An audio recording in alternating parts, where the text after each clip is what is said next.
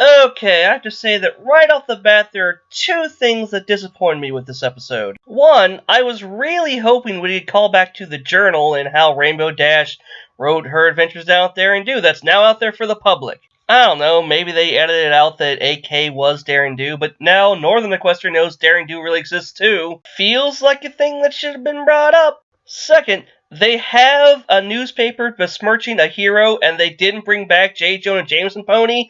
That is a missed opportunity. Also, for a purely nitpick thing, the reveal of Dr. Cavallarion was pretty easy to see coming. Even if I hadn't had that spoiled for me by a YouTube thumbnail, I would have figured out pretty quickly. But those little things aside, this was still a really fun episode, and it's really made me glad that Daring Do was introduced as an actual pony in Season 2. Or was it Season 3? Can't really remember right now. Either way, it's opened up a whole new world of possibilities and different places to explore, like Southern Equestria. It's just interesting to see that there's a whole other part of Equestria that knows Daring Do is real, but doesn't know that AK Yearling is real. So I guess they don't know that they're all part of a book series? Actually, that brings up a good point. If Cavallarion really wants to stop Daring Do, why didn't he just sue her for unauthorized use of his likeness? I mean, she obviously uses his name and describes him enough that Rainbow Dash was able to recognize him, and there are cosplayers of him at that convention. I don't know, maybe being a criminal stops him from doing that or something.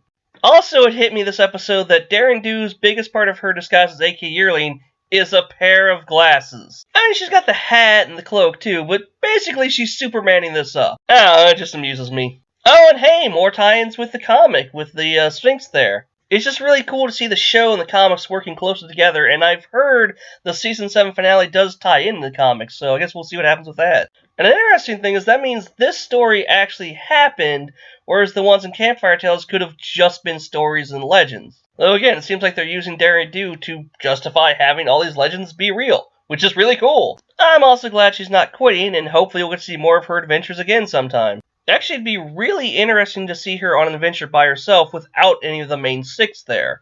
Just do a straight-on Daring Do episode. I think at this point they could get away with it. I know I'd like to see it. What about you guys? Oh, actually, that brings up another issue I had of this episode. While Pinkie was the best she's been in a long time, seriously, there's a Daring Do episode and Twilight isn't even mentioned? Have the writers forgotten that it was Twilight who introduced Rainbow Dash to Daring Do? I feel like she would have something to say on the idea of AK stop writing the Daring Do series.